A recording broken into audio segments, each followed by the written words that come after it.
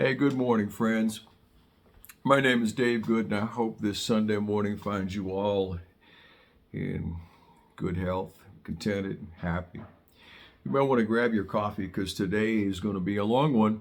Now, last week I told you I was going to talk about Altissimo, and a couple of things have transpired. First of all, my thinking about Altissimo has changed such that I think we need to do a series on Altissimo. Not just one. Altissimo is a big deal. Even though Altissimo range is above the normal range of your instrument, it is an expectation, a normal expectation of any wind instrument. Don't play Altissimo, all right? We'll get to that later. So today I thought I would go over a list of qualities, right? It's a big list. So that's why I'm saying you might want to grab yourself a coffee. And if it's not for you, my feelings won't be hurt if you tune out. First of all, Zoom lessons on sale the month of December. All right, use your discount code DGM-12 and reach out to me at davegoodsacks@gmail.com. davegoodsacks@gmail.com. I'll link all that in the description below. DGM-12 for a discount on a Zoom session with me personally, one-on-one. Now, how they work is we start out with a telephone call, and I talk to you and listen to where you're at, what you want to work on, where you're at in your development, or what you'd like to be doing that you're not doing. And if I can help you by creating a lesson, then we'll calendar something, okay? I can't help everybody, and my God, it's a sneezy season. The weather here is so bizarre. Now it's really cold, but tomorrow it's going to be really hot. Anyway, enough of my whining. I cannot help beginners. If you're a stone beginner and you don't know what to do with a reed or where to put it, you need to find an in-studio teacher who can watch you develop your craft. Intermediate and advanced work well on Zoom, all right? You already can play. You already have an idea of what's not working and what you'd like to have work better, all right? So DGM-12 is your discount code for the month of December, and you can get more information and arrange for a meetup at davegoodsacks@gmail.com. Now, on to the list. This list is not original. This is not my stuff. This was posted by Gilbert Castellanos, and he posted that on his Instagram page.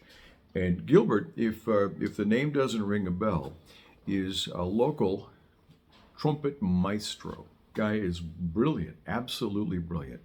He runs a school here called the Young Lions Academy. Young Lions Academy, and if you live in the area, we're here in Southern California. That's an awesome place for the young intermediate to advanced student to have an after-school experience and learn this language of jazz, all right?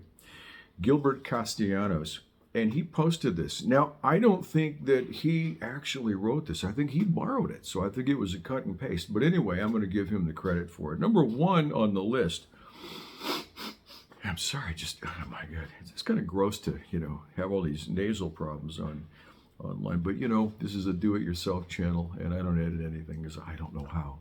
All right, always be on time for lessons. That's number one. Okay, maybe I put that in there. Always be on time for lessons, okay? Number two, always be at least 30 minutes early to a practice session or to a gig.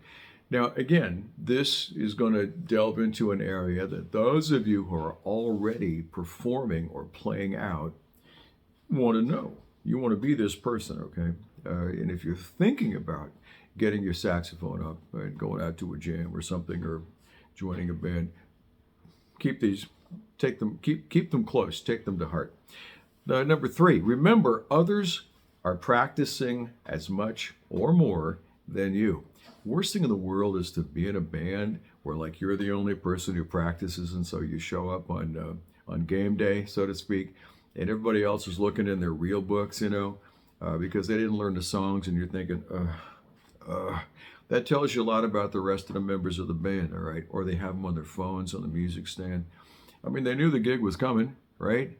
And they didn't learn the songs, but you did, right? Yes, you did because you heard the list. Okay.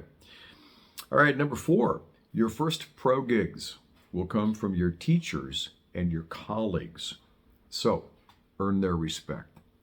Number 5, every challenge is a learning experience. Oh, I know. That just sounds like positive, happy talk, but it's actually true. Every challenge is a learning experience. You get a challenge, you're going to rise up to it, right? When things are going easy, you're probably going to skip practice, right? But when there's a challenge, like maybe you played a gig and really sucked, you're going to go home and say, how can I unsuck? Just like that. All right. Number 6, take the gig that fits into your schedule for the experience. It doesn't matter if it pays. All right. I just did a 4-part set with some guys, and one of them was really griping about pay. Really wanted to get paid, and went on about it. And it was unpleasant to be around the guy. So we did a tip jar thing, and he got a nice little tip jar chunk. But still, even if the gig doesn't pay, you need the experience. You got to be playing. You want to show up and you want to play. How many stories have you heard about guys at Dickie Betts level? In fact, Dickie Betts, who might have played a gig with the Allman Brothers down the street, but heard there was a jam, and after the gig goes to the jam and just keeps jamming. All right? You think he got paid? No, he just did it because he loved to play. Do you love to play? Ask yourself that question. Number 7, be the person people want to work with. Be the person people want to work with, okay? So you're clean, hygienic, you're polite, you say please and thank you, all that sort of thing. Positive, good attitude, upbeat, come in with good ideas. Always practice technique with musical intent. Now this is huge, man, because I tell all my students this, right? This is number 8 on the list, about halfway through. If you're getting bored, I don't mind you go grab yourself a little coffee, but I want to talk about this. Always practice technique with musical. In fact, I tell my students, don't come in here and use your practice tone. Come in here and play with your performance tone. Always woodshed with your performance tone. There is no practice tone anymore. You will play like this, and then I play like this when I'm... No. You do the one. That's it. You throw that practice tone out the window. Practice technique with musical intent, even if it's a scale. If you're doing a scale, play the scale with musical intent. Play it rhythmically, articulate it different. Play it with beautiful tone, not just all right. And if you get to that point, back up. All right. If you sound like that, stop and ask yourself, hey, what am I doing here? Okay. Every exercise, this is a good one, is a tone exercise. Going back to that, just the last comment, even scales, even doing scales, arpeggios, whatever it is. Your number one goal, saxophonistas and istas, is to make the notes beautiful and the intervals very clean. Got that? Every exercise is a tone exercise. And how many times have, my own students, have we talked about turning a song, like say any song, any piece of music, I don't care what it is, Fly Me to the Moon. You can make that into a long tone exercise, right? Just hold each note a long time. Yes, it's that simple. Number 10. I'm going to take a little... I object to this one just a little bit, but I'm not going to say why today. An out of tune note is a wrong note. That's number 10 on the list. An out of tune note is a wrong note. Where I'm going to go with this is we can't always be perfectly in tune, right? We can't always be perfectly in tune because of the nature of the instrument and all the things that happen, that we do, that our embouchure air, how we feel that day, the room, the humidity, the condition of your reed. It goes on and on and on and on. All right. So we'll talk about, intonation in another session here. But 11, remember the difference between practicing and playing, okay? Remember the difference between practicing and playing, and I say erase that. Erase. There shouldn't be a difference, right? You should practice stuff you're going to play. Got it? All right. 12, and we've talked about this one before. Repetition is your superpower. Repetition is the mother of all skill. 13, your fingers will remember what you do the most. So those two kind of bookend, don't they? Repetition is the mother of all skill. Your fingers will remember what you do the most. All right. 14, get beyond the notes and the rhythms to make music. All right, I'll leave that one to your interpretation. Get beyond the notes and the rhythms to make music. Okay. 15, get beyond the page to create art. And I think, once again, those two go together. We probably could have made one out of that. In other words, memorize the frickin' music. All right, memorize it. Once you've got it in your head, this happened yesterday here, right here in this room. One of the students came in and had memorized a bunch of Christmas songs, and her playing was beautiful. Her tone was beautiful. Everything. We went back to her book, and in fact, I think she played "Fly Me to the Moon" out of the book, and it was choppy and tough. And not saying that the Christmas carols she learned were any simpler. No, chestnuts roasting on an open fire, stuff like that. Fairly heavyweight Christmas stuff. And so comparing apples to apples, when she was reading out of the book a song that she's been working on for about 3 weeks, it wasn't as good as the stuff that she had committed to memory. All right, get beyond the page to create art. Okay, especially those of you using the real book, like those real books or any of those fake books, those outlines. Man, those are just the paint by numbers outlines. I mean, you're looking at eighth notes and they're all set up and they're written in the simplest of terms. They are not generally not written in any way that's rhythmic or even implies rhythm. And some of my younger students have, we're still married to the page. Look at that. And you just can't seem to break out of that dut, dut, dut, dut, dut, and get into da, da, da, da, ba, da, ba, right? Dynamics, articulation, swing, all that. All right. 16, great students should teach. Great teachers should learn. Great students should teach. Great teachers should learn. All right. So, sort of a Zen philosophy there, isn't it? 17, perform every piece you learn more than once. Yeah, that goes without saying. Perform every piece you learn more than once. And also you want to include things that you've memorized in your daily woodshedding. Daily, right? Even if it's just 5 minutes, you are playing every day. Those of you who are here are playing every day, even if it's only a 5-minute session. That's better than once a week for an hour, okay? Every day, pick it up, blow something, don't care. 10 notes, scale, a song. 3 blind mice, otherwise known as hot cross buns. I don't care. Anything, put air through that, get that reed wet. Put some air through the horn, make some noise, put it back, go back to work, whatever you got to do. Perform every piece you learn more than once.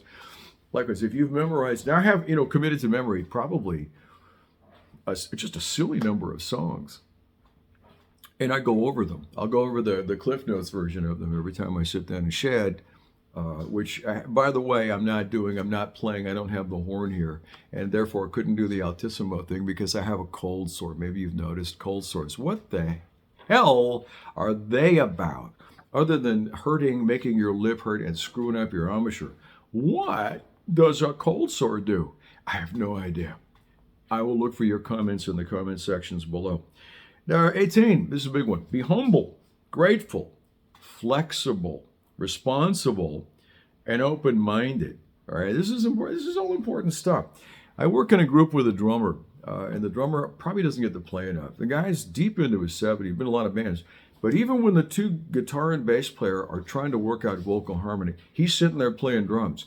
We'll be trying to talk, and he'll be sitting there playing drums. We're not in a big warehouse recording. We're in a little room here working out. So the drums are real loud, right?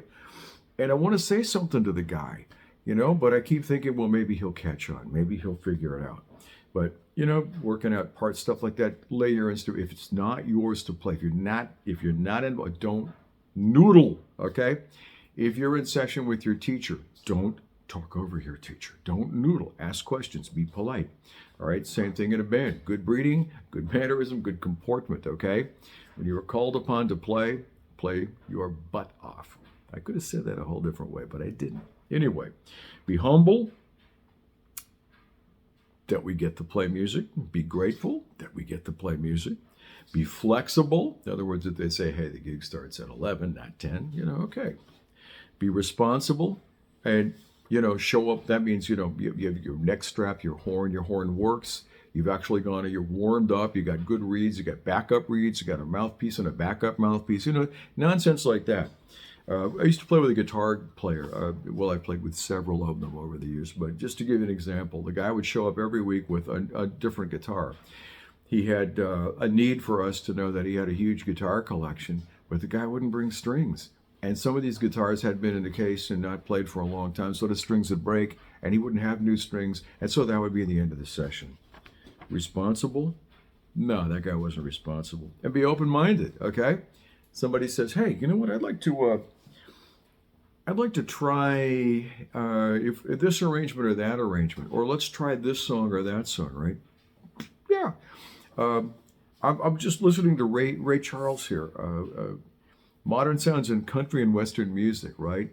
Talk about open-minded. Here's a guy at the peak of his career that wants to start doing country music, right?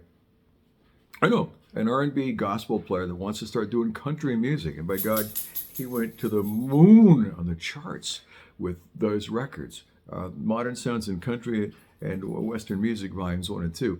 And I can't imagine the conversations he was having with his label at the time. Like, "Hey, I think I want to bag what's making us money and go do this country thing." And they're looking at him going, "You got to be kidding." Nope.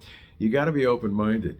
Being open-minded gets you places that you have no idea were there. All right. All right. 19. Last one. 19. All right. You're going to sigh of relief. Oh, God. Good. Don't be a diva. Got that? Don't be a diva. What does that mean? What's a diva? Well, if you don't know, go look it up.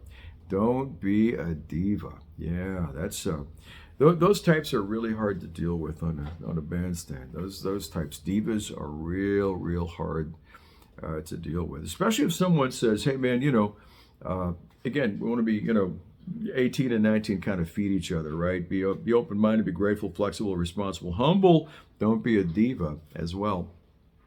If someone's saying, "Hey, man, you're a little loud, back off a little bit," or, "Hey, let's try this without your solo," or in fact, let's taper your solo down to, 12 bars instead of 24 or whatever. Don't take it personally, right? We're all trying to make together to make a whole. We come together to make something bigger than ourselves in a band or, a marching band, a combo, a choir, whatever it is. And we all have to play a part, and we all have to fit. It all has to fit. So diva-ness, is that a word? Diva-ness is not welcome anywhere, is it? No, don't be a diva in your house. I mean, who likes that? Nobody does. So anyway, there you go, Gilbert's List. Thank you so much for being patient and sitting through this. Zoom lessons. Discounted heavily for the month of December. DGM-12 is your discount code. You'll get some more information at davegoodsacks@gmail.com, right? All right. I hope this finds you all in good health and in good cheer this holiday season. I know I have many students who are around the world in troubled parts of the globe, and just can't imagine what you might be going through. And we all pray that it passes. Reach out to me if you find anything valuable here. Hit that subscribe button. And if you like what you see, hit the thumbs up thing. The YouTube powers that be reach out to me and they say things like, "You had 4,000 views last week." And I'm like, 4,000 views? You got to be kidding. I mean, I remember back when I had, there were 25 of you, and now there are close to 900, and we're getting a lot of views. And this is your channel. You create what ends up on this channel by reaching out to me. Your comments mean everything to me. Meeting up with some of you at Zoom sessions has just been absolutely enlightening and enjoyable. So comments, what you're working on, share with us. If you think I'm full of bull crap, hey, let me know. This is your channel, okay? All right, I'll see you again next week. And if the lip shanker is gone, maybe we'll work on some Altissimo. But like I said, I think Altissimo is a worthy project that needs to be broken up into a series of lessons. And go work on that B flat major scale, top to bottom to top, bottom to top, top to bottom. Okay? Hey, I gotta go. See you later. Bye-bye.